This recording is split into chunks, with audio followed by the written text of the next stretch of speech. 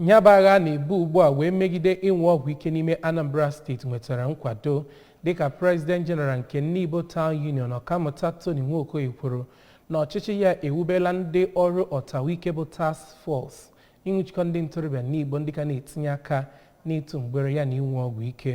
O kwupụtara nke mgbe ọ na-agwa Queen Anigbogu bụ onye ọrụ anyị okwu na Nibo Civic Center. Kirie ka akụkọ ahụ dị n'uju.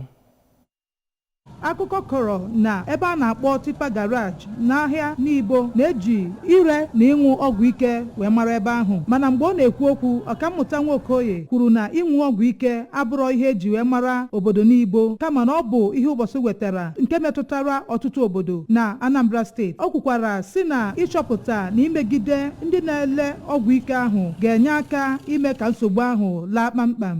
Okamuta Nwokoye kwukwara na ọ wepụtago ọtụtụ atụmatụ dị iche iche wee na-ekwe nkwa n'oge na-adịrị anya na ọgwụ ike ama ndizi n'obodo Nibo. Ka ọ na-ekwu okwu na-aga n'iru, PJ yọrọ gọọmenti Anambra steeti ka ọ bịa mezie okporo ụzọ esi abụ obodo ahụ.